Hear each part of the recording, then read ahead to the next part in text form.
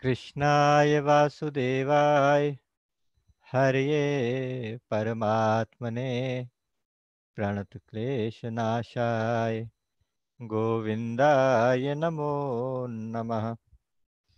सच्चिदानन्दरूपाय विश्वोत्पत्त्यादिहेतवे तापत्रयविनाशाय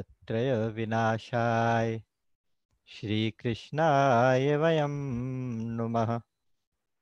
प्रपन्नपारिजाताय स्तोत्रवेत्रैकपाणये ज्ञानमुद्राय कृष्णाय गीतामृतदुहे नमः। बोलिए गीता गोपाल की जय, सच्चिदानंद भगवान की जय। राम।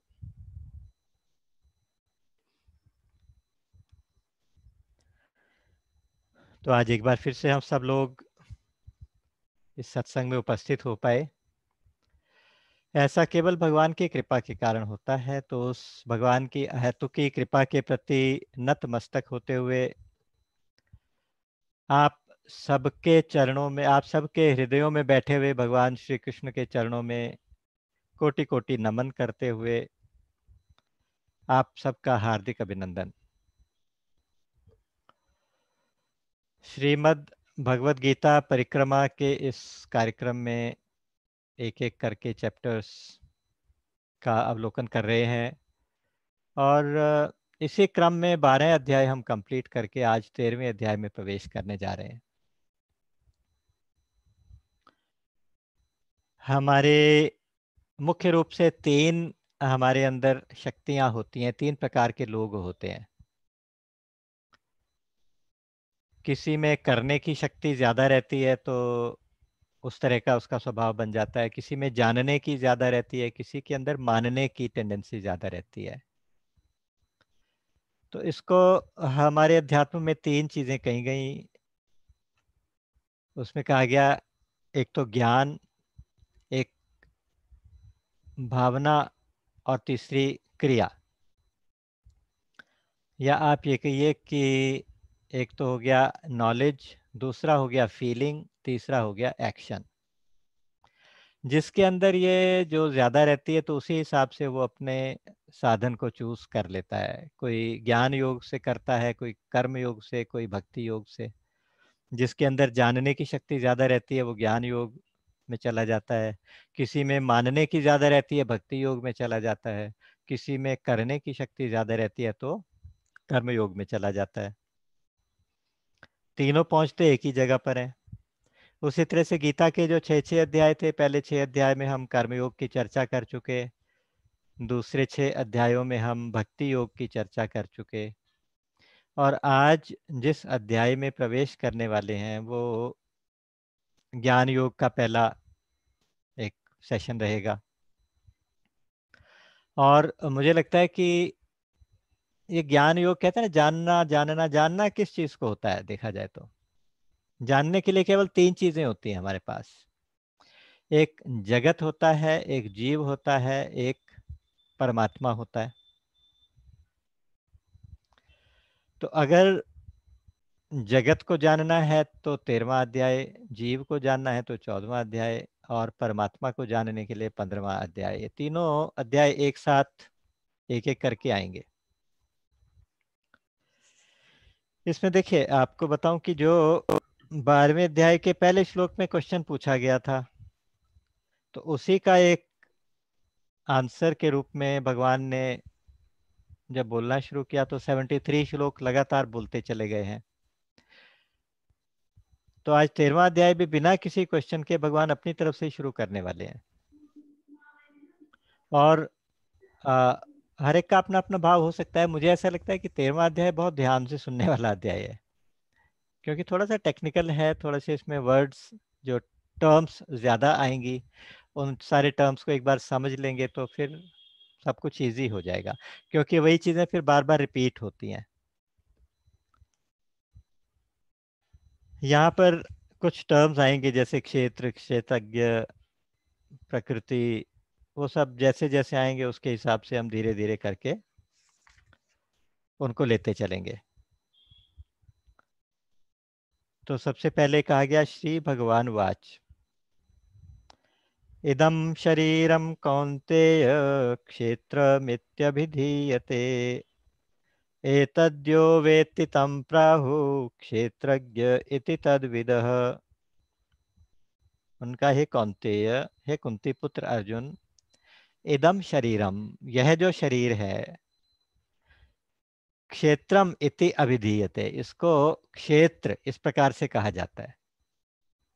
क्षेत्र, क्षेत्र का मतलब खेत भी होता है, क्षेत्र का मतलब फील्ड ऑफ एक्शन भी हो सकता है, कि field of expression, field of action, अपने आप को एक्सप्रेस करने का एक फील्ड कहते हैं उसको, तो उस सेंस में भी फील्ड हो सकता है। और का कि ये जो शरीर है ना, ये शरीर ही क्षेत्र है। एतत् यह वेत्ति तम प्राहु क्षेत्रज्ञ इति तद्विदः, इसको जो जानता है, इसको जो, इस शरीर को जो, इस क्षेत्र को जो जानने वाला है, उसको विद्वान लोग क्षेत्रज्ञ कहते हैं। किसी को जानने वाला अगर उसके बाद में ज्ञ लगा दिया जाए तो जानने वाला हो जाता है। जैसे हम कहते हैं सर्वज्ञ, सब कुछ जानने वाला, अल्पज्ञ, थोड़ा जानने वाला, ऐसे यहाँ कह दिया क्षेत्रज्ञ। तो क्षेत्र का जानने वाला कौन है? जो क्षेत्र का, जो इस क्षेत्र को जानने का, वो क्षेत्रज्ञ है। तो क्षेत्रज्ञ कौन है? क्षेत्र को जानने वाला, अर्थात जीवात्मा। यानी जो यहाँ पे एक जो सूत्र इन्होंने दूसरे अध्याय में शुरू किया था बताना, जो बेसिक बेसिक बातें बताई थी कि आत्मा अलग होता है, शरीर अलग होता है, देह और देही कहा गया था वहां पर, शरीर और शरीरी, शरीर और शरीर में रहने वाला। यहाँ पे एक शरीर को कह दिया क्षेत्र, और उसमें रहने वाले को, उससे अलग जो उसको जानने वाला है, उसको कहा गया क्षेत्रज्ञ। कहीं पे इसको परा और अपरा कहा गया, आगे जाके इसको क्षर और अक्षर भी कहेंगे। कहने का मतलब सिर्फ इतना ही है कि ये दोनों अपने में अलग अलग हैं, दोनों को एक ही करके मत समझिएगा। ये शरीर अलग है, शरीर को जानने वाला जो जीवात्मा है वो अलग है, आत्मा अलग है। यहाँ हमारे स्वामी जी इस बात पे बहुत स्ट्रेस दिया करते थे, कहते थे कि देखो यहाँ इदम शरीरम कहा गया, दो चीजें होती हैं, एक होती है इदम, एक होती है अहम। इदम का मतलब होता है कि जो मेरे से कुछ भी अलग है वो मैं इदम करके देख सकता हूँ, इदम मतलब यह है। अहम का मतलब मैं, अहम कभी इदम नहीं होता और इदम कभी अहम नहीं होता।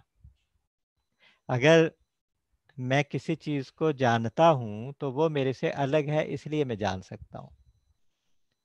तो इसलिए कहा गया कि इदम शरीरम, यह शरीर इदम है, यह शरीर अहम नहीं है। इस बात पे स्ट्रेस देना है, यहाँ समझने के लिए ये पॉइंट है कि ये शरीर जो है वो इदम है, शरीर अहम नहीं है। अच्छा, फिर ये भी कहा गया कि देखिए जो शरीर, एक तो बाहर वाला शरीर जो दिखाई देता है, इसके अलावा भी हमारे दो शरीर और भी होते हैं, ये भी समझना चाहिए। हमारे हमारे तीन शरीर होते हैं, जीवात्मा के तीन शरीर होते हैं स्थूल शरीर, सूक्ष्म शरीर और कारण शरीर। इसको आप कह सकते हैं gross body, subtle body and causal body.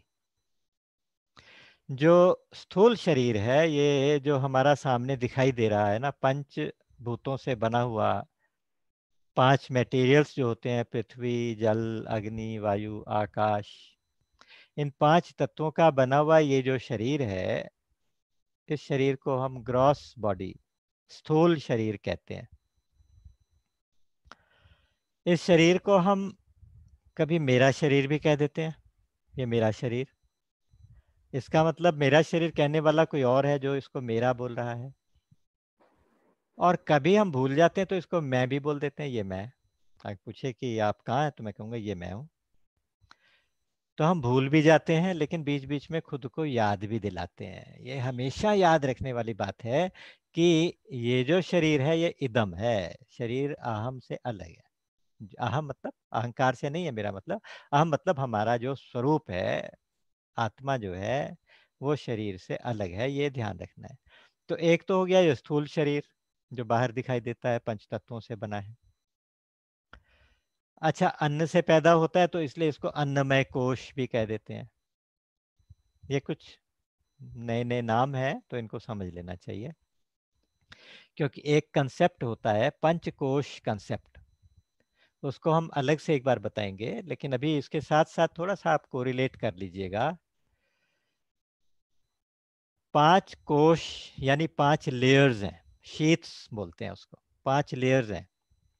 उन पांचों लेयर्स के इमेजिन करिए कि उसके सेंटर में आत्मा है, और ये पांचों के पांचों जो बाहर से लेके अंदर तक एक से एक सटल होते चले जाते हैं, एक से एक सूक्ष्म होते चले जाते हैं। यहाँ पे 2 शब्द याद रखने हैं, सूक्ष्म और स्थूल। स्थूल का मतलब ग्रॉस, जो सामने दिखाई देता है। सटल का मतलब होता है जो उससे ज्यादा सूक्ष्म हो गया, सूक्ष्म होने से उसका विस्तार भी ज्यादा हो जाएगा, और वो हमारी इन इंद्रियों के समझ में भी नहीं आएगा।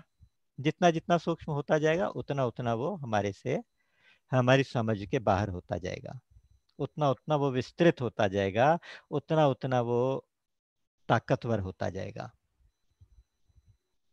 जैसे तीसरे अध्याय में कहा गया था कि इन विषयों से इंद्रियां, एक विषय होते हैं ना, शब्द, स्पर्श, रूप, रस और गंध, ये 5 जो विषय होते हैं, 5 जो सब्जेक्ट्स होते हैं, इनको हम अपनी 5 इंद्रियों से ग्रहण करते हैं, फील करते हैं, इनका एक्सपीरियंस करते हैं।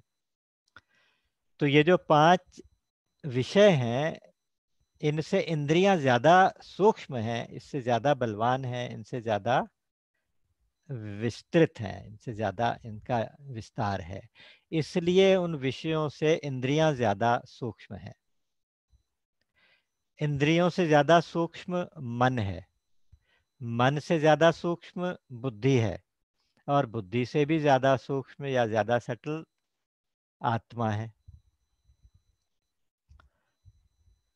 उसी तरह से यहाँ जो 5 कोश बनाए गए, 5 कोश की इमेजिनेशन की गई, सबसे बाहर का कोश होता है अन्नमय कोश। अन्नमय कोश जो बॉडी दिखाई दे रही है, ये एक तरह से अन्नमय कोश है। ये अन्न से पैदा हुआ, अन्न से ही इसका पोषण हुआ, और जब अल्टीमेटली डिके होगा तो मिट्टी में मिलेगा तो फिर अन्न बन जाएगा, तो इसलिए इसको अन्नमय कोश कहा गया। ये हमारा, ये शरीर जो होता है सुख दुख भोगने का स्थान होता है। हमारे पुराने किए हुए कर्मों के कारण जो हमें प्रारब्धवश कुछ परिस्थितियां आनी हैं, कुछ सुख मिलने हैं, कुछ दुख मिलने हैं, कुछ हमने जो पाप और पुण्य किए उनको भोगने का स्थान है, तो इसलिए इसको भोगायतन बोलते हैं। आयतन का मतलब स्थान। तो एक तो हो गया अन्नमय कोश, उसके अंदर फिर और सूक्ष्म होते जाएंगे प्राणमय कोश, मनोमय कोश, विज्ञानमय कोश, आनंदमय कोश। प्राणमय कोश में 5 प्राण आ जाते हैं, उसके बाद फिर मन आ जाता है मनोमय कोश में, विज्ञानमय कोश में बुद्धि आ जाती है, और आनंदमय कोश में कारण शरीर आ जाता है। तो हमारे 3 शरीर हुए, उन तीनों शरीरों की बात हम पहले कर लेते हैं, कोश बीच में आ गया था। तो पहला शरीर हो गया ग्रॉस बॉडी, दूसरा शरीर हो गया सूक्ष्म शरीर। सूक्ष्म शरीर मेनली हमारे वही 3 कोशों से बना, जिसमें प्राणमय कोश हो गए, 5 प्राण हो गए, और फिर मन हो गया, और बुद्धि हो गई, उसके अलावा इंद्रियां हो गई 10। 10 इंद्रियां, एक मन, हो गए 11, और 5 प्राण हो गए 16, और एक हो गई बुद्धि, ये हो गए 17। इन 17 तत्वों से मिलके जो बना उसको हम कहेंगे कारण शरीर, इसको सॉरी इसको हम कहेंगे सूक्ष्म शरीर या सेटल बॉडी। सबके अलग अलग फंक्शन है, आपको सबको मालूम है, वो हम बहुत डिटेल नहीं करेंगे। हम केवल शरीरों की बात अभी कर रहे हैं। तो एक था स्थूल, एक हो गया सूक्ष्म शरीर, और जो बिल्कुल लास्ट सबसे ज्यादा सूक्ष्म, सबसे ज्यादा जो अंदर आप मान सकते हैं, वो है कारण शरीर। कारण शरीर होता है अविद्या या अज्ञान, इग्नोरेंस। हमें बुद्धि तक का ज्ञान हुआ, बुद्धि विज्ञान में कोश तक तो हमारा, बुद्धि तक तो हमारे ज्ञान हो रहा है कि हमारी बुद्धि ठीक है कि नहीं है, हम बुद्धि से क्या सोच रहे हैं, क्या निर्णय ले रहे हैं। तो इस तरह से हम बुद्धि तक तो हमें ज्ञान रहता है, लेकिन बुद्धि से आगे का ज्ञान नहीं रहता। तो आगे का जो ज्ञान है वो कारण शरीर हो जाता है। वो आगे का ज्ञान जो होता है, उस समय हम सुषुप्ति में होते हैं, तो वो कारण शरीर में होते हैं। जब हम स्वप्न में होते हैं तो हम सूक्ष्म शरीर में होते हैं, और जब हम जागृत होते हैं तो स्थूल शरीर में होते हैं, और बाकी दोनों शरीर भी साथ रहते हैं। तो इस प्रकार से ये तीनों शरीर इदम है। ये ध्यान रखने वाली बात है। इसको इतना डिटेल इसलिए हमने कहना पड़ा कि हमें ये बिल्कुल निश्चय कर लेना है कि ये शरीर इदम है, ये शरीर मैं नहीं हूं। अर्थात मैं, ये स्थूल शरीर दिखाई देने वाला, ये मैं नहीं हूं। इंद्रियां मैं नहीं हूं, मन मैं नहीं हूं, प्राण नहीं, ये मेरे असली स्वरूप नहीं है। ये असल में ये मैं नहीं हूं, मैं इनसे अलग कुछ और हूं। और देखिएगा, हमें इन सब का ज्ञान होता है, इन सब का ज्ञान होता रहता है, और इवन अपने अज्ञान का भी ज्ञान हो जाता है, इवन अपने अविद्या का, अज्ञान का भी हमें ज्ञान हो जाता है। ये वे आप ध्यान रखें। कभी कभी आप इनडायरेक्टली ये भी आप जानते हैं कि आप क्या जानते हैं, और ये भी जानते हैं कि हम जो नहीं जानते, ये भी जानते हैं कि हम फला चीज को नहीं जानते। इनडायरेक्टली आप ये देखिए कि हम उधर इशारा कर रहे हैं कि जो अज्ञान है जो मेरा, मैं उसको भी जानता हूँ, उसका भी जानने वाला हूँ। तो इसका मतलब ये हुआ कि मैं ज्ञान और अज्ञान से परे एक और तत्व हूँ, और उस तत्व का नाम है आत्मा। तो इस पहले, सबसे पहले श्लोक में जो इतना सुंदर दो शब्द कह दिए ना, इदम शरीरम, ये शरीर इदम है, यह शरीर, इसको हम क्षेत्र कह सकते हैं। क्षेत्र का मतलब होता है, शरीर का मतलब होता है कि जो नष्ट होता जाए, धीरे धीरे करके डिस्ट्रक्शन में चला जाए, उसको शरीर कहते हैं। और शरीर को क्षेत्र भी कहा। क्षेत्र का मतलब खेत भी होता है, खेत भी होता है। खेत में जिस तरह से हम बीज डालते हैं, जिस तरह का बीज डालेंगे वैसी की वैसी खेती हम काटेंगे। जैसे कहते हैं, बोया पेड़ बबूल का तो आम कहाँ से पाए। जब हम बबूल बोएंगे तो बबूल के कांटे ही बिनेंगे, आम का बीज डालेंगे तो आम के फल खाएंगे। उसी तरह से इस शरीर में आने के बाद हम जैसे कर्म करेंगे, कारणम गुण संगोस्य सदसद योनि जन्मसु, जिस प्रकार के गुणों का संग करेंगे, जिस तरह के कर्म करेंगे, जिस तरह का बीज डालेंगे, आगे जाके हमें उसी का फल इसी शरीर में भोगना पड़ेगा। तो ये भोगने का स्थान है। और जो सूक्ष्म शरीर होता है उसमें भोगते हैं।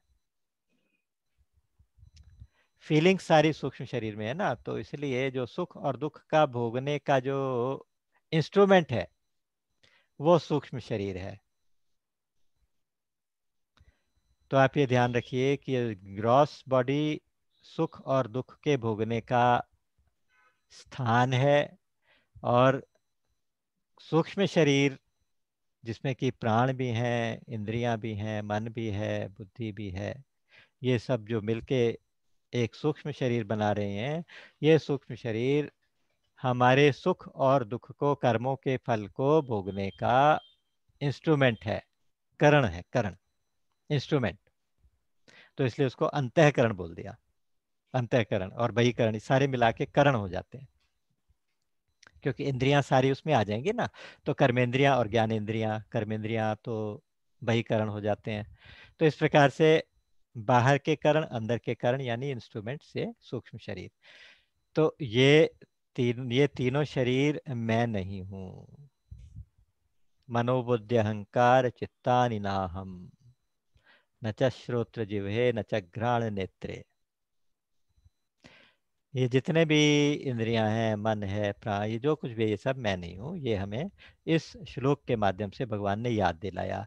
और ये सब कौन कह रहा है कि ये मैं नहीं हूँ? शिवोहम कौन कह रहा है? ये जो कह रहा है ये है क्षेत्रज्ञ। ये है क्षेत्रज्ञ, क्षेत्र को जानने वाला। तो इसलिए यहाँ पे दो शब्द दिए गए, क्षेत्र और क्षेत्रज्ञ। इसको अच्छी तरह समझ लीजिए कि क्षेत्र का मतलब शरीर, शरीरों में तीनों शरीर आ जाते हैं। और जब हम इसको, और अब यहाँ दो शब्द और देख लीजिए, एक होता है व्यष्टि, एक होता है समष्टि। समष्टि होता है जनरलाइज्ड, बड़े लेवल पे, और व्यष्टि होता है एक छोटी से यूनिट के रूप में। जैसे ये पूरा ब्रह्मांड है, पूरा यूनिवर्स है। हमारा सांख्य शास्त्र कहता है कि जो यूनिवर्स है, जो कुछ यूनिवर्स में हो रहा है वही हमारे शरीर में हो रहा है। यथा पिंडे तथा ब्रह्मांडे, जो पिंड में हो रहा है वो ब्रह्मांड में भी हो रहा है। जैसे पांच तत्व हमारे हैं, ऐसे पांच महाभूत वो समष्टि में भी हैं, ब्रह्मांड में भी हैं। जैसे इंद्रियां हमारे पास हैं, सूक्ष्म हमारे पास स्थूल रूप से हैं, वहां पर इंद्रियां थोड़े और सूक्ष्म रूप से हैं, और ज्यादा सूक्ष्म रूप से हैं। जो विषय हमारे फील्ड में हमें दिखाई दे रहे हैं, शब्द स्पर्श रूप रस गंध, ये विषय भी तन्मात्राओं के रूप में ये समष्टि में भी हैं। तो एक हो गया समष्टि, एक हो गया व्यष्टि। व्यष्टि का मतलब ये शरीर, और समष्टि का मतलब हो गया पूरा ब्रह्मांड। तो वो जो है वो भी क्षेत्र है, वो भी क्षेत्र हो जाएगा, और उसका क्षेत्रज्ञ परमात्मा हो जाएगा। मेरा कहने का मतलब ये नहीं आप लगाइएगा कि क्षेत्र परमात्मा अलग और जीवात्मा अलग, बल्कि मैं ये कहना चाहता हूं कि जिस तरह से यहाँ बैठे हुए क्षेत्र का क्षेत्रज्ञ जीवात्मा है, उस तरह से टोटल ब्रह्मांड का, समष्टि का जानने वाला दृष्टा रूप वो परमात्मा है। और इंटरेस्टिंग चीज ये है कि जब धीरे धीरे विचार करने से आप देखते चलेंगे तो पता चलेगा कि व्यष्टि यानी ये यूनिट वास्तव में कुछ भी नहीं है। जो कुछ है सब समष्टि ही समष्टि है। जो कुछ है सारा का सारा बड़े लेवल पे ही हो रहा है। जो कुछ है हम उसका एक बहुत छोटा सा एक कण है जो नेग्लिजिबल है, और ये अभी आया अभी चला जाएगा, इस तरह का है। तो ये याद रखना है। तो इसका मतलब ये हुआ कि जो हमारा जो क्षेत्रज्ञ जिसको जीवात्मा को बोला गया, वो जीवात्मा फिर उसका परमात्मा के साथ क्या संबंध हुआ?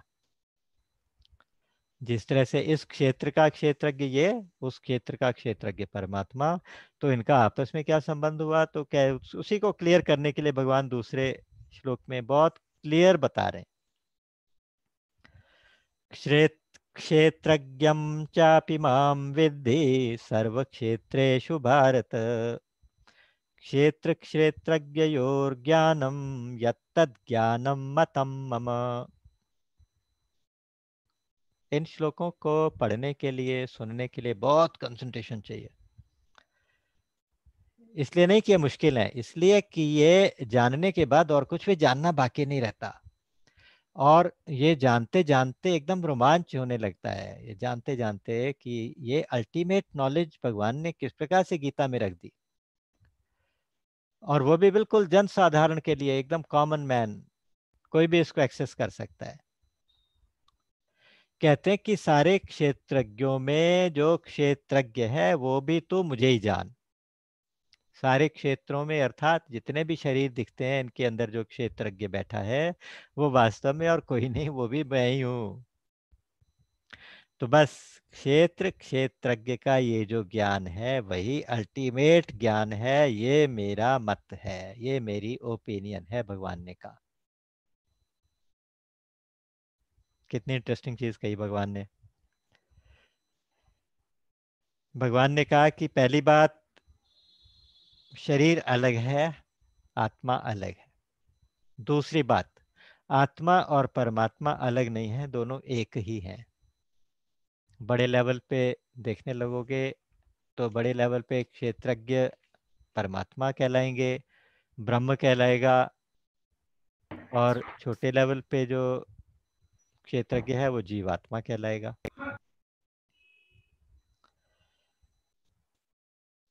इंटरेस्टिंग चीज क्या होती है कि हम हर चीज में अपनी ओपिनियन बनाते हैं, अपना मत बनाते रहते हैं संसार में। और केन उपनिषद पता है क्या कहता है? केन उपनिषद कहता है कि अगर आप अपना कोई मत बनाते हैं, अगर कोई अपनी ओपिनियन बनाते हैं, तो इसका मतलब आपको कुछ नहीं आता जाता। यसा यस्या मतम तस्य मतम, इसका मतलब होता है यस्य अमतम तस्य मतम। यानी जो अमत हो जाता है, जो ओपिनियन नहीं रखता, उसी की ओपिनियन श्रेष्ठ है। यस्या मतम तस्य मतम, मतम यस्य न वेदसः। और जो अपना मत रखने लगता है तो वो इसका मतलब जानता नहीं। कारण कि अगर कोई ओपिनियन मैटर करती है तो सिर्फ परमात्मा की, भगवान की ओपिनियन मैटर करती है। उसके अलावा जितने भी लोग अपनी ओपिनियन देते हैं, इसका मतलब वो कुछ नहीं जानते। देखिए कितनी सुंदर बात है। तो इसलिए भगवान जब कहते हैं ना कि ऐसा मेरा मत है, ऐसे 2-3 जगह भगवान ने अपना मत बताया है, तो ये मत जो है ये सिर्फ ओपिनियन नहीं है, ये बिल्कुल अकाट्य सिद्धांत है, यूनिवर्सल ट्रुथ है, यूनिवर्सल फैक्ट है। ये बस याद रखना चाहिए कि जहाँ भगवान अपनी ओपिनियन देने लगे तो उसको बहुत सीरियसली लेना चाहिए, और उसके बाद फिर अपनी ओपिनियन उसके बारे में बनाने का कोई मायना ही नहीं है, मीनिंग ही नहीं रहता।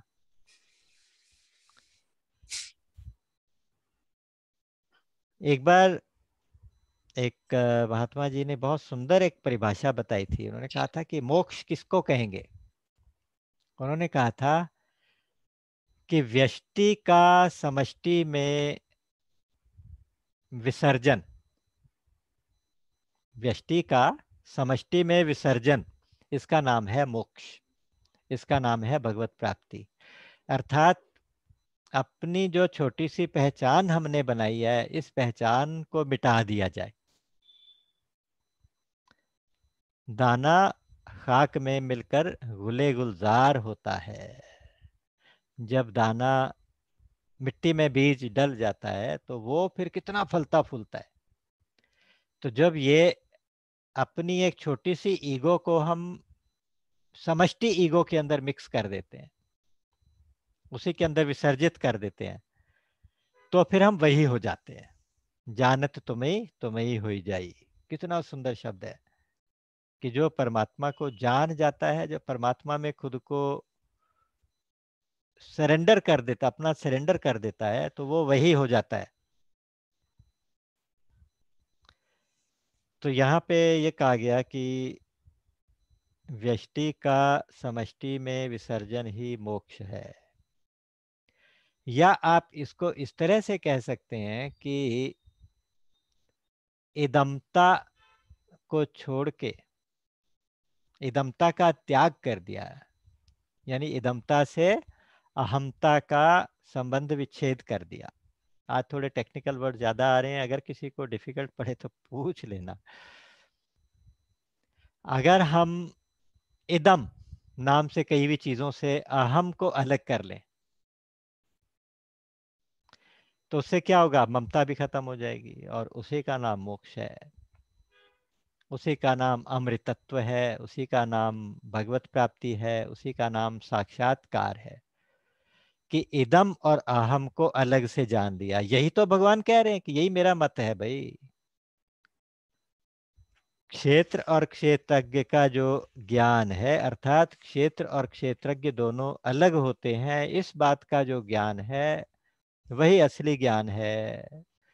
और यही असली ज्ञान है, यही तत्व ज्ञान है। इस तत्व ज्ञान के होते ही मुक्ति है, इस तत्व ज्ञान के होते ही भगवत साक्षात्कार है, इस तत्व ज्ञान के होते ही स्वरूप साक्षात्कार है। तो इसलिए क्षेत्र और क्षेत्रज्ञ दो शब्द बताए। क्षेत्रज्ञ तो शरीर बताए सारे, और सारा ब्रह्मांड, ये सारा जितना कुछ इंद्रियों के उसमें आने वाला है सब क्षेत्र है। और समष्टि के रूप में जितना क्षेत्र है उसके क्षेत्रज्ञ परमात्मा ब्रह्म स्वयं है। और क्षेत्र ये जो शरीरों के रूप में दिखाई देता है इसका क्षेत्रज्ञ जीवात्मा है। फिर भगवान ने कहा कि जीवात्मा और ब्रह्म एक ही है, जीवो ब्रह्मैव नापरः। अच्छा, अब इनको हम डिटेल में भगवान कहते हैं कि इनको हम थोड़े लेवल पे, मतलब जो संक्षेप में बताएंगे। तत्क्षेत्रं यच्च यादृक् यद्विकारी यतश्च यत् स च यो यत्प्रभावश्च तत्समासेन मे शृणु। तत्क्षेत्रम, वह क्षेत्र, यत जैसा है, च यादृक् जो है, यत मतलब जो है, और यादृक् मतलब जैसा है, यद विकारी और जिस प्रकार के विकारों वाला है, यतः च यत और जो जिससे होता है, यानी कौन सी चीज से क्या होता है, तो ये जो क्षेत्र क्षेत्र के बारे में बताऊंगा। और स मतलब वह मतलब क्षेत्रज्ञ, और क्षेत्रज्ञ जो है और जिस प्रभाव वाला है, जैसा है जैसे प्रभाव वाला है, उसके बारे में भी मैं तुम्हें बताऊंगा। अर्थात क्षेत्र और क्षेत्रज्ञ के बारे में बताऊंगा, लेकिन समासेन। समासेन का मतलब होता है संक्षेप में बताऊंगा। हाँ, अगर तुम्हें डिटेल जानने की जरूरत हो, जानने की इच्छा हो, वैसे अगर हमें डिटेल्स जानने की जरूरत होती तो भगवान यहाँ डिटेल्स भी बताते। भगवान संकोच नहीं करते, नहीं बताते, संक्षेप में बताते हैं। इसका मतलब वो ये चाहते हैं कि तुम संक्षेप में ही जान लो। अगर डिटेल जाननी है तो कहते हैं बहुत सारे ऋषियों ने कई प्रकार से इसको गाया, कई प्रकार से इसका विस्तार किया। उन ऋषियों के जो ग्रंथ हैं वो पढ़ो। और छंदोभिर विविधई, अलग अलग वेदों में, जो 4 प्रकार के वेद हैं, अलग अलग वेदों में बहुत डिटेल्स में इनकी चर्चा की गई है, तो वहाँ पढ़ लो, वेदों को पढ़ लो। या ब्रह्म सूत्र के पदों में भी इसकी चर्चा की गई है, ब्रह्म सूत्र के पदों को पढ़ लो। कहने का मतलब है तुम वेदांत को जानना चाहो, अगर इनके डिटेल्स में जानना चाहो तो चाहे जहाँ जहाँ से मर्जी पढ़ लो।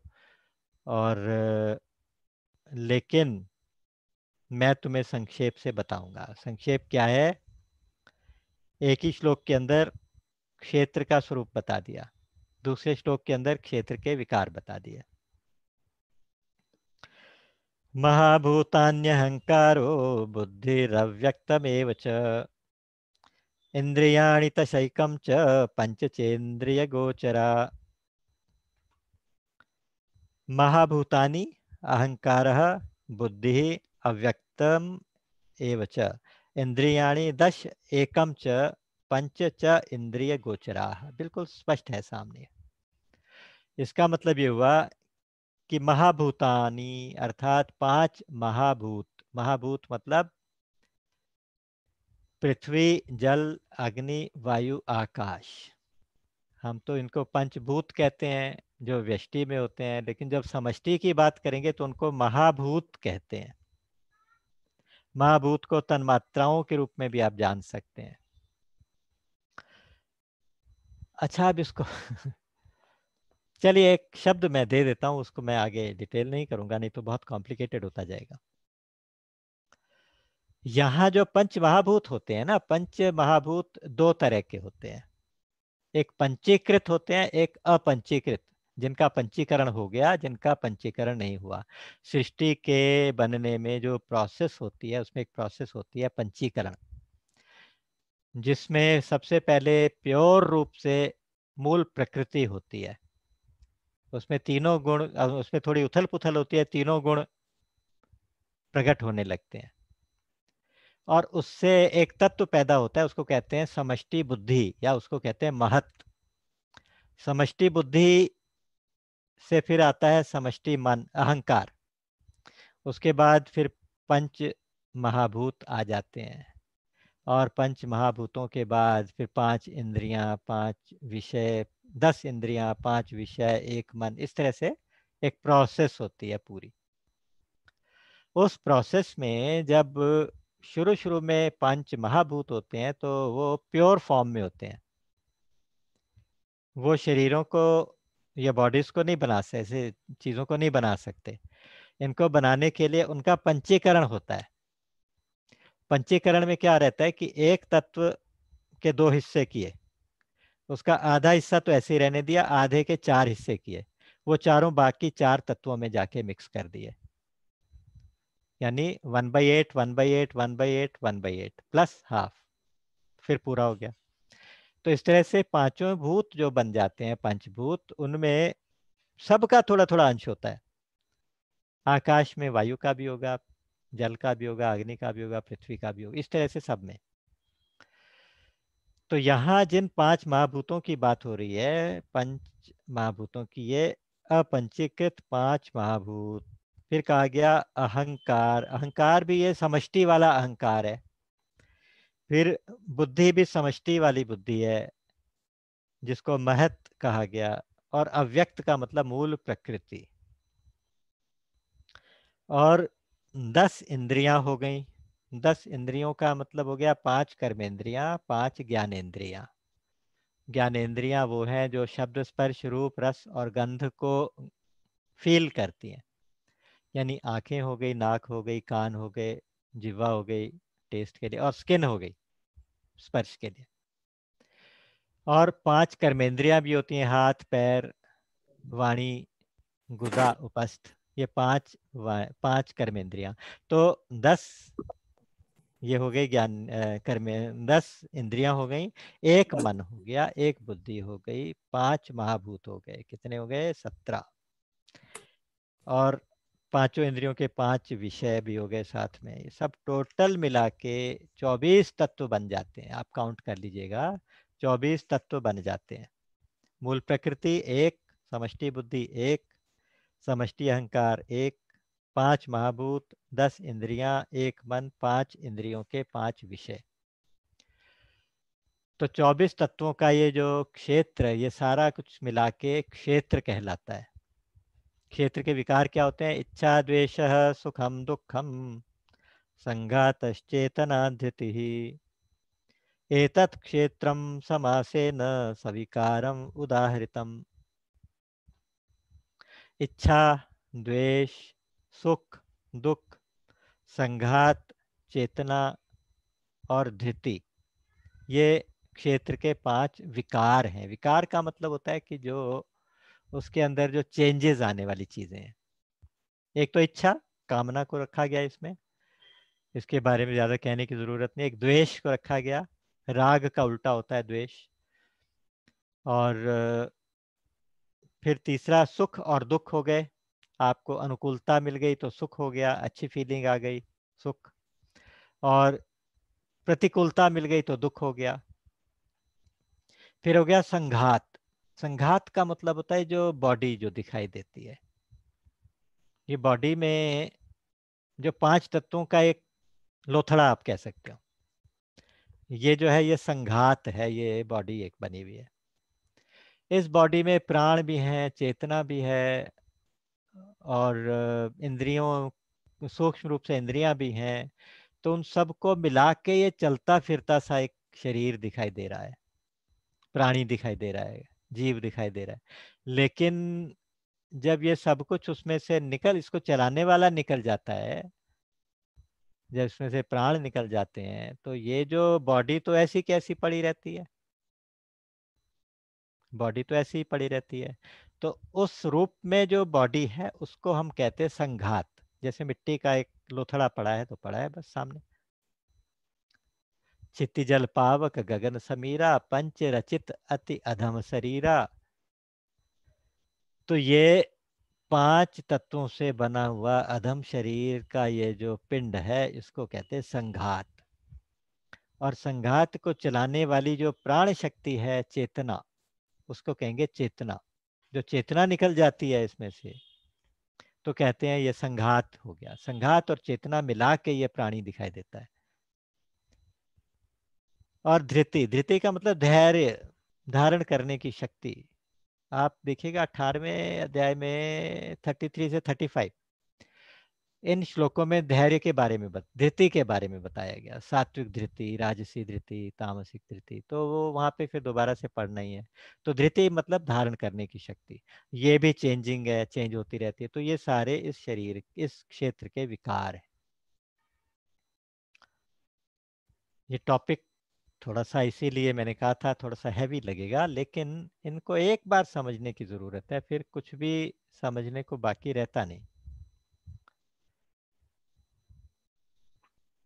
और अब यहाँ श्लोक नंबर 7 से श्लोक नंबर 12 तक ये कहते हैं कि पहले बता चुके ज्ञान किसको कहते हैं। ज्ञान इसको कहते हैं कि जो शरीर शरीरी को, क्षेत्र क्षेत्रज्ञ को, परा अपरा को अलग अलग करके समझे, यही ज्ञान है। भगवान ने कहा ये मेरा मत है, जो इन दोनों को जानता है वो जानता है। तो ज्ञानी के लक्षण क्या होंगे, ज्ञान की प्राप्ति के लिए कौन कौन से गुण हमारे अंदर होने चाहिए, या आप इसको कह सकते हैं ज्ञान के साधन क्या होने चाहिए, क्या होंगे, इसका वर्णन 7 से लेके 12वें अध्याय, 7 से लेके 12वें श्लोक तक किया। इसलिए अच्छा, इनको फिर ये नहीं कहा कि ज्ञान के साधन है या ज्ञान के लक्षण हैं या ज्ञान के लिए प्री रिक्विजिट्स हैं, ऐसा कुछ नहीं कहा, क्वालिटीज ऐसा कुछ नहीं कहा। उन्होंने कहा कि यही ज्ञान है। वास्तविक ज्ञान यही है कि जो आपके अंदर ये गुण आ जाए। केवल ये कहना कि भाई शरीर शरीरी अलग होते हैं, मैं जान गया हूँ, क्षेत्र और क्षेत्रज्ञ अलग होते हैं, ये मैं जान गया हूँ, तो इसका मतलब मैं ज्ञान हो गया? नहीं। ज्ञान हो गया तभी कहा जाएगा जब ये वाले गुण कुछ ना कुछ प्रपोर्शन में, सारे सबके अंदर होते हो मुझे नहीं पता, हर ज्ञानी में ये सारे गुण नहीं होते होंगे, लेकिन इनमें से मेजॉरिटी ऑफ क्वालिटीज अगर उसके अंदर आ रही हैं तो वो फिर ज्ञानी कहा जाएगा। और फिर कहा जाएगा कि उसको ज्ञान हो गया। तो इसलिए कहा गया कि ये ज्ञान है। अमानित्वमदम्बित्वम् अहिंसा क्षान्तिरार्जवम् आचार्योपासनं शौचम स्थैर्यम आत्मविनिग्रह। देखिए, अमानित्वम, अमानित्वम का मतलब है अमानी होना। अच्छा, हमारे अंदर ये बहुत एक टेंडेंसी रहती है कि मान लो मैं समझता हूँ कि मैं बहुत बड़ा आदमी हो गया हूँ, बहुत बड़े पद पे बैठा हूँ, उसके बाद फिर लोग मेरा मान करें, मेरा सम्मान करें, आदर करें, इसको कहेंगे मानित्व। मानित्व की फीलिंग कि भाई मुझे मान दो, मुझे सम्मान दो। हालांकि ये कहा जाता है कि सम्मान कोई मांगने की चीज नहीं है, ये तो कमांड करने की, डिमांड की चीज नहीं है, कमांड करने की चीज है। तो लेकिन हम डिमांड करते हैं कि अगर मैं आ गया हूं तो फला बंदे को उठ के खड़े होना चाहिए, उसको मेरे पैर छूने चाहिए, उसको मेरा सम्मान करना चाहिए। अगर मैं आके बैठ गया और जनरल पब्लिक में मुझे बैठना पड़ गया, मुझे स्टेज पे नहीं बुलाया, तो इसका मतलब मेरी इंसल्ट हो गई। तो ये अपने अंदर जो एक मान की फीलिंग है, उस मान की फीलिंग की वजह से हम लोगों से ये डिमांड करें, एक्सपेक्ट करें कि वो इसको एक्नॉलेज करें, उसको कहेंगे मानित्व। और जिसमें ये बिल्कुल नहीं होता उसको कहते हैं अमानित्वम, यानी दूसरों से मान सम्मान आदर इसकी एक्सपेक्टेशन ना करना, इसको कहेंगे अमानित्वम। सबहि मान प्रद आप अमानी, ये भक्त का लक्षण, संत का लक्षण है। और ये एक तरह से देखा जाए तो ये अमानित्व होने का, अमानित्व को डेवलप करने का, इस क्वालिटी को अपने अंदर इनकलकेट करने का एक साधन, एक तरीका भी है। क्या? सबही मान प्रद, आप सबको मान देना शुरू कर दो, सबके रिस्पेक्ट करना शुरू कर दो। और आप अमानी, आप अपने आप अपने लिए किसी से भी मान की अपेक्षा ही मत करो। एक तो तरीका ये है। दूसरा तरीका ये भी है कि अपने से बड़ों का संग करो, महापुरुषों का संग करो, महात्माओं के साथ बैठो, संतों के साथ बैठो, कुछ सद्विचार मिले, तो पता चले कि हम जिस क्वालिटी की वजह से या जिस कारण से हम सम्मान चाहते हैं वो तो क्षणिक है, वो तो टेम्परेरी है। किसी भी ऐसी चीज के लिए जो आने जाने वाली है, किसी भी ऐसी चीज के लिए जो परिवर्तित होने वाली है, बदलने वाली है, उसके लिए सम्मान का चाहना तो मूर्खता है। उसी के लिए किसी को सम्मान देना भी मूर्खता है। किसी अपने से किसी को बड़ा समझना कि इसके कारण ये बहुत बड़ा हो गया, तो वो भी कोई समझदारी वाली बात नहीं है। बस हम केवल इतना करें कि हम अपने अंदर किसी इस तरह की क्वालिटी को अगर देखें, या अगर कुछ हमें ऐसी पोजीशन मिली है जिसमें हमें लगता है कि मान होना चाहिए, तो ये समझना चाहिए कि ये पोजीशन आने जाने वाली है, ये पोजीशन आने जाने वाली है। और जो कुछ भी मिली है वो जिसके कारण मिली है उसका सम्मान होना चाहिए, उसका मान होना चाहिए। तो यहाँ अमानित्व सबसे पहली क्वालिटी ज्ञानी के लिए कही गई, अमानित्वम। और देखिए वहां भी कहा गया ज्ञान मान जह एकौ नाही। ज्ञान का लक्षण, सबसे पहला लक्षण बताया, ज्ञान मान जह एकौ नाही। जहां पे बिल्कुल मान ना हो उसको ज्ञान कहो। देखें ही ब्रह्म समान जग माही, ऐसे करके चौपाई आती है, बहुत सुंदर चौपाई है। उसमें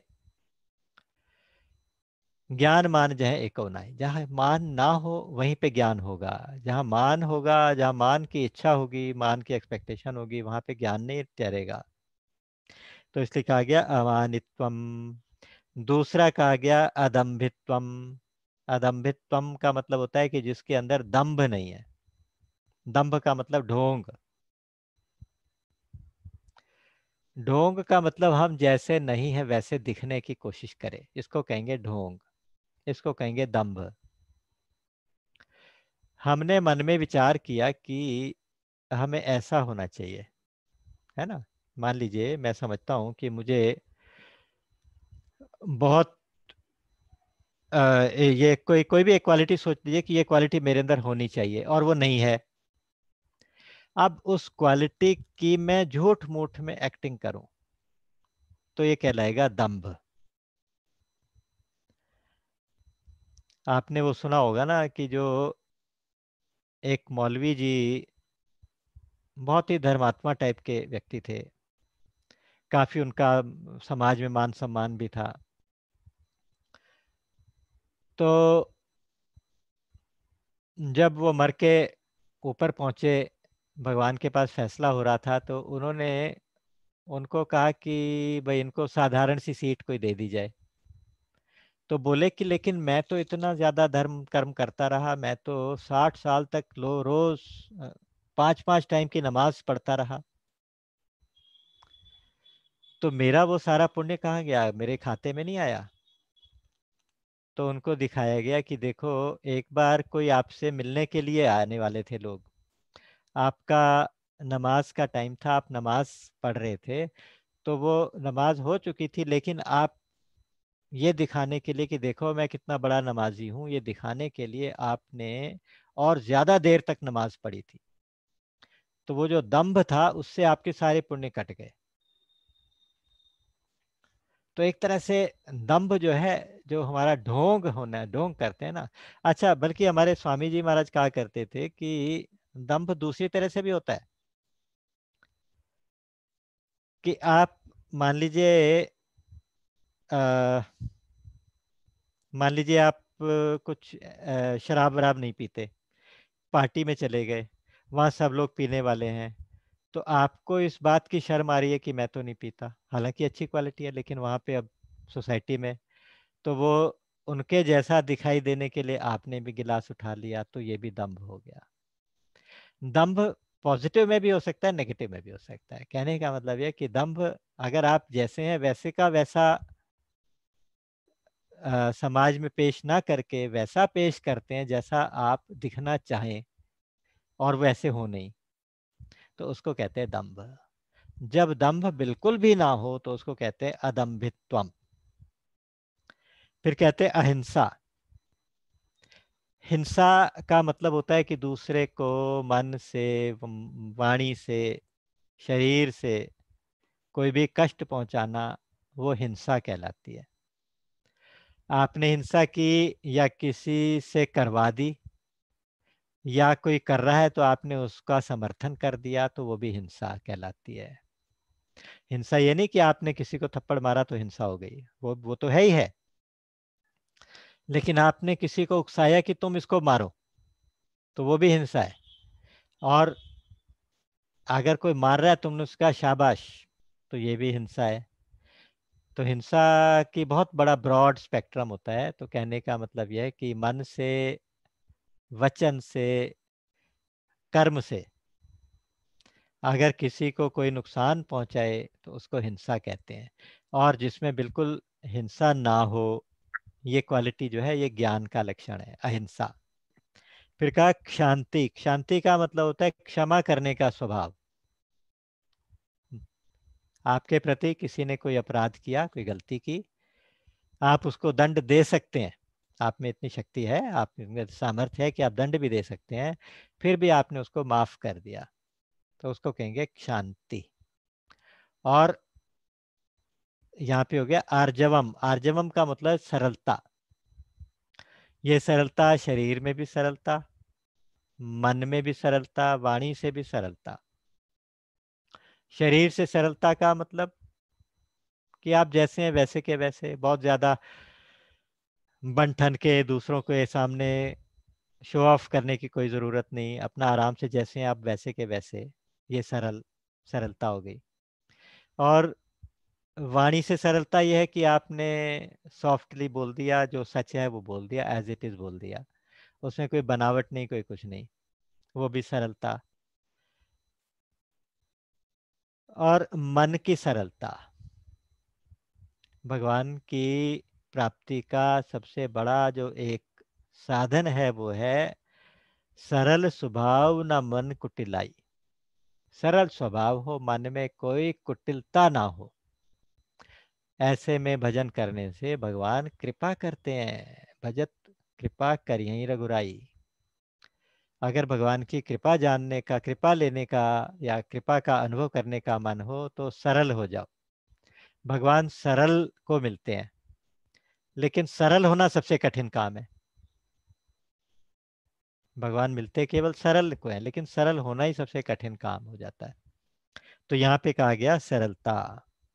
आचार्योपासनम। आचार्य की उपासना अर्थात अपने गुरु की उपासना, गुरु की सेवा। गुरु की सेवा हाथ पैर दबा के सेवा करके ऐसे भी होती है, और गुरु की सेवा तो बहुत सुंदर सिद्धांत श्री रामचरितमानस में कहा गया, अज्ञा समन सुसाहिब सेवा। अगर आप अपने गुरु की आज्ञा का पालन कर रहे हैं तो यही उसकी सबसे बड़ी सेवा है। कोई भी जो असली गुरु होता है वो आपसे शारीरिक या दूसरी सेवा की एक्सपेक्टेशन नहीं करता कि आप शरीर से उसकी सेवा करेंगे, उसके लिए खाने पीने का सामान लाएंगे, हाथ पैर दबा देंगे। तो वो कोई भी आपसे एक्सपेक्ट नहीं करता। एक्सपेक्ट ये करता है कि उन्होंने जो आपको अच्छी बातें बताई हैं वो आपने जीवन में उतारी, उनकी आज्ञा का पालन किया, तो वो सबसे अच्छी सेवा है। शौचम। शौचम का मतलब होता है पवित्रता, शुद्धि। शुद्धि बाहर की, शुद्धि भीतर की। बाहर की शुद्धि शरीर की शुद्धि हो गई, शुद्धि मतलब शरीर की पवित्रता हो गई। और अंदर की शुद्धि मतलब हमारे विचारों की पवित्रता हो गई, हमारे खान पीन की पवित्रता, खाना पीना शुद्ध होना चाहिए। आगे जाके सात्विक आहार के बारे में बताएंगे। और विचारों की शुद्धता, विचार हमारे शुद्ध होने चाहिए। धन हमारा शुद्ध हो, कमाई हमारी शुद्ध होनी चाहिए, उसमें कोई बेईमानी का धन नहीं आ जाना चाहिए, किसी दूसरे का हक मारा हुआ हो वो नहीं होना चाहिए। तो ये इस चीज में बड़ा ध्यान रखना है कि बाहर भीतर की शुद्धि को शौच कहा गया, शौचम। फिर धैर्यम। धैर्यम मतलब धैर्य, सहनशीलता। आत्म विनिग्रह मतलब मन का विग्रह, मन का निग्रह। पीछे बताया था मन के निग्रह का क्या तरीका है, अभ्यासेन तो कौन्तेय वैराग्येण च गृह्यते, ये उसका उपाय है, अभ्यास से और वैराग्य से। तो मन का कंट्रोल, इंद्रियों का कंट्रोल, मन का वश में होना। इंद्रियार्थेषु वैराग्यम अनहंकार एव च जन्म मृत्यु जरा व्याधि दुख दोषानुदर्शनम। इंद्रियार्थेषु अर्थात इंद्रिय के अर्थों में, यानी इंद्रियों के विषयों में वैराग्य। इंद्रियों के विषय कौन कौन से होते हैं?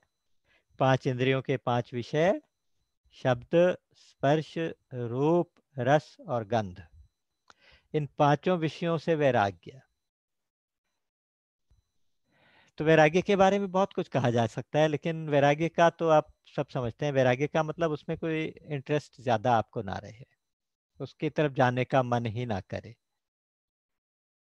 और जो अपने आप हमारे नॉलेज में आ जाती हैं ये चीजें, है ना, हमारी इंद्रियां इनको ग्रहण करके महसूस करती हैं, तो उनमें कोई बुराई नहीं है। लेकिन उनके साथ अटैच हो जाने में बुराई है, उनके साथ उनको अच्छा बुरा समझने में बुराई है।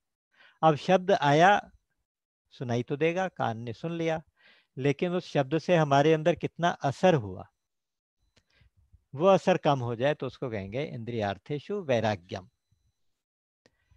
अगर कोई खड़ा होके हमारी स्तुति कर रहा है, हमारी प्रशंसा कर रहा है, कानों में शब्द पड़ गया, लेकिन उसके बाद एक तो ये हो सकता है कि उसको सुन के हम इतने ज्यादा अंदर से फूल जाएं कि हमें लगे कि वाह, मैं तो बहुत महान हो गया। दूसरा यह है कि वो सुन के आपके ऊपर बिल्कुल कोई विकार पैदा ही नहीं हुआ, मन में कोई भाव ही नहीं आया। उसी तरह से कोई निंदा कर रहा है, कोई गालियां दे रहा है, तो भी कोई विकार नहीं आया। तो उसको कहेंगे इंद्रियार्थेषु वैराग्यम। अनहंकार, अनहंकार का मतलब अहंकार का ना होना। अहंकार और अभिमान ये दो अलग अलग चीजें हैं, एक जैसी कहलाती हैं, एक जैसी लगती हैं सुनने में, लेकिन अगर मेरे पास बहुत सारी चीजें कुछ हैं, धन है, प्रॉपर्टी है, मेरे संबंध हैं, मेरे कॉन्टैक्ट्स हैं, पद है, बल है, तो ये जो मेरे पास हैं ये चीजें जो मुझे बाहर से मिली हैं, उन चीजों से संबंधित जो है अभिमान कहलाता है। और मैं कैसा हूं, जो मैं खुद को समझता हूं, उसके साथ संबंधित जो फीलिंग है उसको अहंकार कहते हैं। यहाँ दोनों का ही भाव समझ लेना चाहिए। अनहंकार जब कहेंगे तो हमारे अंदर अभिमान और अहंकार का ना होना। जन्म मृत्यु जरा व्याधि दुख दोषानुदर्शनम। जन्म, मृत्यु, वृद्धावस्था यानी जरावस्था, और व्याधि यानी रोग, इन सब के अंदर बहुत कष्ट होते हैं। जन्म के समय बहुत कष्ट होता है, मृत्यु के समय बहुत कष्ट होता है, और जब रोग आ जाए तो बहुत कष्ट होता है, और जब बुढ़ापा आ जाए तो बहुत कष्ट होता है। तो जन्म मृत्यु जरा व्याधि, इसमें जितने भी कष्ट होते हैं ना इनके अंदर, उनके उन दोषों का, उन कष्ट रूपी दोषों का बार बार याद करना, चिंतन करना, बार बार चिंतन करना। ऐसा चिंतन करने से शरीर के साथ संबंध विच्छेद होगा, शरीर के साथ संबंध बनाने का मन नहीं करेगा, ये मैं हूं ये ऐसा कहने का मन नहीं करेगा। जिस शरीर के जन्म में इतना कष्ट, जिस शरीर के मरने में इतना कष्ट, जरा अवस्था में इतना कष्ट, रोग में इतना कष्ट, तो अब मुझे ये इससे कोई इंटरेस्ट नहीं, इससे हमारा जो एक तरह से आसक्ति छूटेगी, संबंध विच्छेद होगा। संबंध के विच्छेद का ही नाम तो ज्ञान है। तो इसलिए कहा गया कि जन्म मृत्यु जरा व्याधि दुख दोष अनुदर्शनम, इन दुख रूपी दोषों को बार बार देखना। अनुदर्शन का मतलब बार बार देखना, यानी बार बार इनका चिंतन करना, इनको याद रखना। गौतम बुद्ध को ये चीजें देख के तो, जरावस्था देख के और मृत्यु देख के और व्याधि देख के, ये सब तभी तो वैराग्य हो गया था। असक्तिरनभिष्वङ्गः पुत्रदारगृहादिषु नित्यं च समचित्तत्वमिष्टानिष्टोपपत्तिषु। आसक्ति का मतलब अनासक्त होना, आसक्ति ना होना, अटैचमेंट्स ना होना। फिर पुत्र, दार और गृह, गृह, पुत्र में, पत्नी में, घर में जो एक अटैचमेंट है, अभिष्वंग का मतलब होता है, अभिष्वंग का मतलब होता है कि उसके साथ खुद को आइडेंटिफाई करने लगना। जैसे किसी को कोई कष्ट पहुंचा तो वो कष्ट हमें होने लगे। अगर किसी को कोई कष्ट पहुंचा तो वो कष्ट हमें होने, हमारी अटैचमेंट इतनी ज्यादा हो गई कि बच्चे को चोट लगी और हमें दर्द होने लगा, हम रोने लगे। तो ये है गया अभिष्वंग। अभिष्वंग का मतलब इतनी अटैचमेंट, इतनी ममता। और यहाँ ज्ञान का लक्षण बताया अनभिष्वंग, उस अभिष्वंग का यानी उस ममता का ना होना, आसक्ति का ना होना, पुत्र में, पत्नी में, घर में इतनी ज्यादा अटैचमेंट ना होना और उनके साथ ममता ना होना। अनारंभ, अनिकेत, अमानी, मैंने पहले पीछे बताया था कि ये भक्त के लक्षण है, संत के लक्षण है। अनिकेत का मतलब ये नहीं होता कि जो घर नहीं बनाएगा, घर होगा ही नहीं, घर बनाएगा ही नहीं। अनिकेत का मतलब होगा जो घर में अटैच नहीं होगा, घर के साथ, घर में रहते हुए भी उसमें आसक्त नहीं होगा। अच्छा, फिर कहते हैं कि इष्ट और अनिष्ट की उपपत्ति यानी प्राप्ति में, इष्ट और अनिष्ट दो चीजें हैं। इष्ट तो यह जो हम चाहें, अनिष्ट जो हम ना चाहें, है ना। जो ऐसी कोई परिस्थिति आ गई, ऐसी कोई चीज आ गई, ऐसी कोई बात हमारे साथ हो गई जो हमने चाही, तो उसमें हम बहुत ज्यादा उछलने लगे, कूदने लगे, प्रसन्न हो गए। और ऐसी कोई बात हो गई जो हमने नहीं चाही, तो उसमें हम बहुत ज्यादा दुखी हो गए, डिप्रेस हो गए।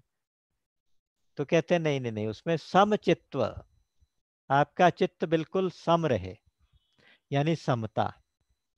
समता की बात पीछे बहुत कई बार हो चुकी, तो समता जो है ये भी ज्ञान का एक लक्षण है, भक्ति का भी लक्षण है, ज्ञान का भी लक्षण है, कर्मयोगी का भी लक्षण है।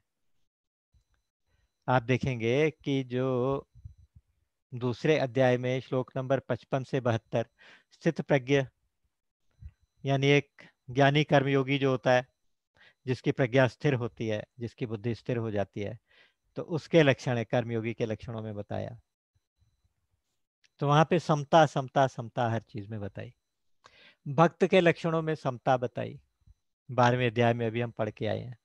यहाँ ज्ञान के लक्षणों में समता बताई, और आगे गुणातीत जो हो जाता है उसके लक्षणों में भी समता बताई। तो समता तो एक कॉमन फैक्टर है जो हर एक में होना ही चाहिए, किसी भी साधक में होना ही चाहिए। तो यहाँ का समचित्तत्वम इष्ट अनिष्ट उपपत्तिषु, इष्ट और अनिष्ट की प्राप्ति में, यानी फेवरेबल और अनफेवरेबल कंडीशंस की प्राप्ति में सम रहना, एक जैसे रहना। मयि चानन्य योगेन भक्तिरव्यभिचारिणी, विविक्त देश सेवित्व मरतिर्जन संसदि। जहाँ ज्ञान की इतनी गूढ़ एकदम शुष्क बात हो रही है, वहां भगवान कहते हैं ज्ञान का सबसे बड़ा लक्षण अर्जुन, मुझमें अनन्य भाव से अव्यभिचारिणी भक्ति, ये ज्ञान का लक्षण है। जब ज्ञान की बात होती है तो फिर भक्ति जरूर आती है। मैंने एक संत से पूछा था, एक संत आया करते थे कीर्ति नगर में, नाम नहीं लेना चाहिए, बहुत ही आदरणीय संत थे, हैं बल्कि, क्योंकि शरीर छूटने के बाद भी संत तो रहते ही हैं। वो बहुत अद्वैत सिद्धांत के ऊपर इतना अच्छा बोलते थे, वेदांत के ऊपर इतना अच्छा बोलते थे कि बिल्कुल जैसे कोई हिप्नोटाइज कर देता, मिसमराइज कर दे, ऐसे होता था। बहुत अच्छा बोलते और बहुत नॉलेजेबल थे, बहुत ही अच्छे संत थे। एक बार वो जब मंदिर में आए तो आते ही उन्होंने सबसे पहले अपना वो जिस रूम में बैठते थे, जो उनके लिए रूम अलॉट होता था, तो वहाँ उन्होंने आके अपना सब सामान वामान फैलाया। सबसे पहले अपने वो सामान में से ठाकुर जी को निकालते हैं, वहाँ उनको विराजमान करते हैं। कहते हैं भैया बहुत गर्मी है, मेरे ठाकुर जी को प्यास लग रही है, इनको पहले पानी पिलाओ। यानी इतने अद्वैत सिद्धांत के उपासक, जो अद्वैत सिद्धांत वाले, उनकी भक्ति इतनी ज्यादा उच्च कोटि की भक्ति थी कि आप देख के आश्चर्यचकित रह जाओ। ऐसे मैंने उत्सुकतावश उनसे पूछा था, जिज्ञासावश प्रश्न पूछा, बहुत प्यार करते थे वो मुझे। जिज्ञासावश पूछा था, मैंने कहा था कि आप इन दोनों चीजों, ये दोनों चीजें एक दूसरे का पूरक तो नहीं, एक दूसरे से तो थोड़ी डिफरेंट है, तो आप द्वैत और अद्वैत, भक्ति और ज्ञान, इन दोनों का इतना अच्छा इंटीग्रेशन कैसे करते हो, समन्वय कैसे करते हो, दोनों को साथ साथ कैसे चला पाते हो? तो उन्होंने जो बात बताई थी, बहुत अच्छी बात है वो, आप मतलब गांठ बांधने वाली बात है। वो कहते थे कि जो भक्ति है वो ज्ञान को पचाती है। पचाती का मतलब डाइजेस्ट भी होता है, पचाती का मतलब पकाती भी होता है। तो जो भक्ति है ज्ञान को पचाती है, नहीं तो ज्ञान जो है वो अपच पैदा करता है।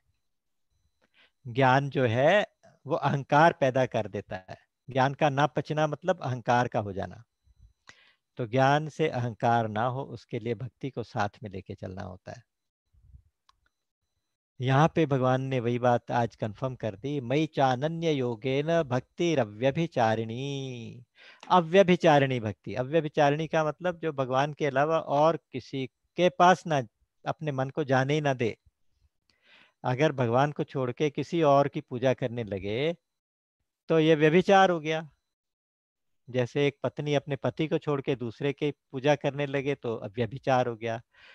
उसी तरह से एक भक्त अपने भगवान को छोड़ के दूसरे की पूजा करने लगे तो व्यभिचार। कहते नहीं, अव्यभिचारिणी भक्ति चाहिए और अनन्य भक्ति चाहिए।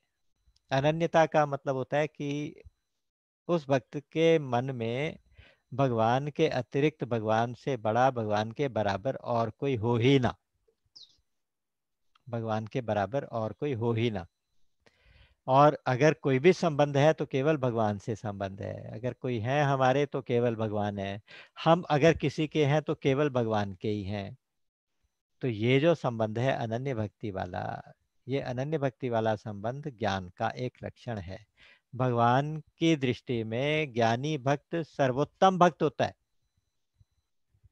7वें अध्याय में 4 तरह के भक्त बताए गए थे।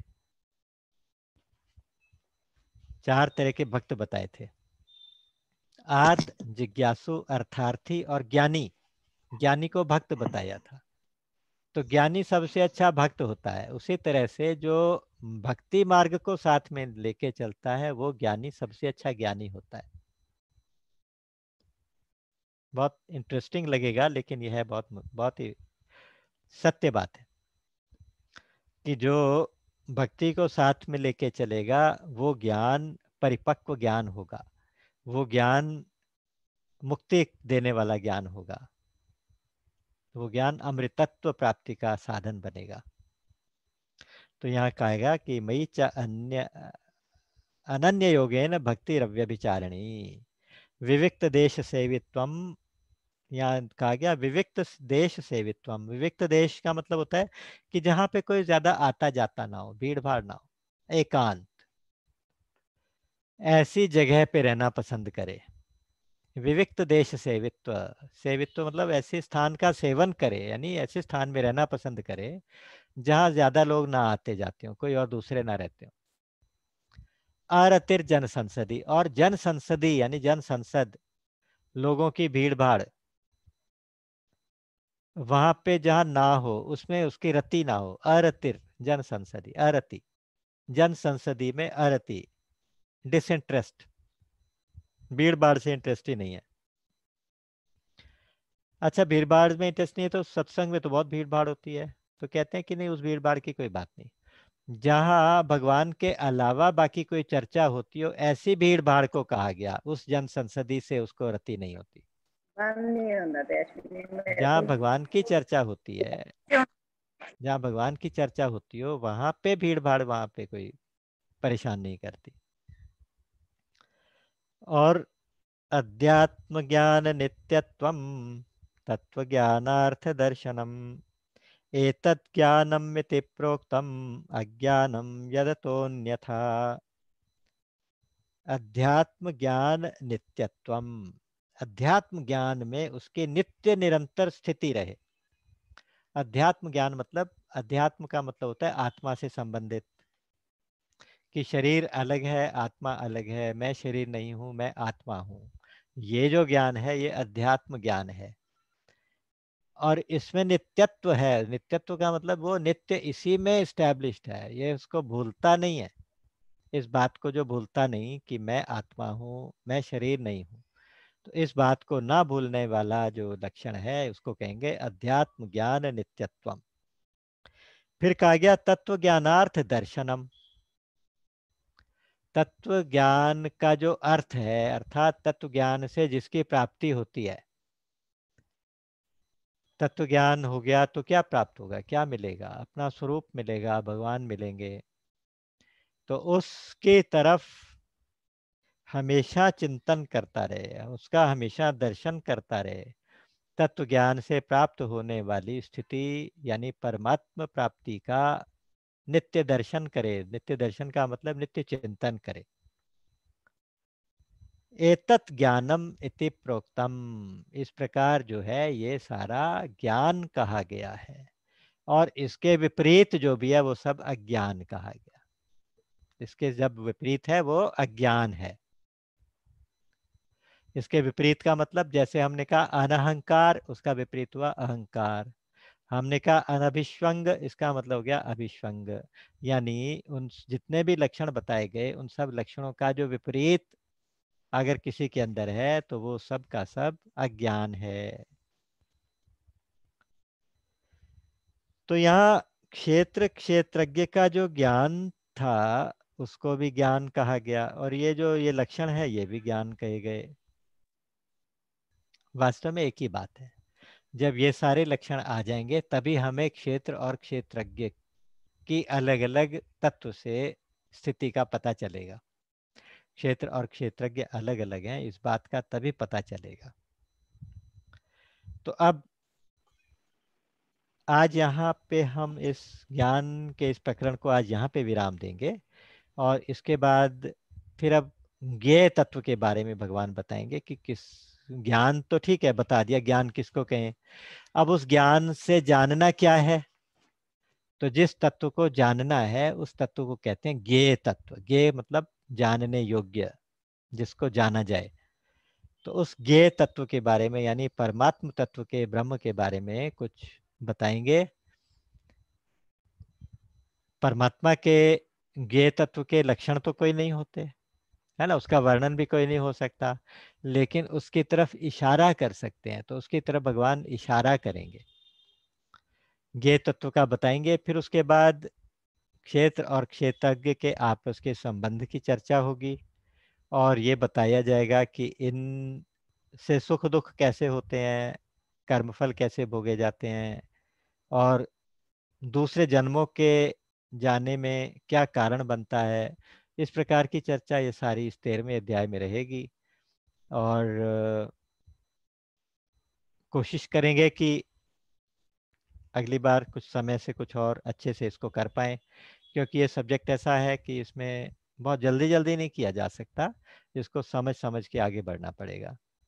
तो आज समय की मर्यादा को देख के यहीं पे विराम देते हैं, और फिर अगली बार आने की भगवान से प्रार्थना करते हैं कि भगवान आप हमें शक्ति दें, मौका दें कि दोबारा से आपके पास आके बैठें। तब तक के लिए आज्ञा।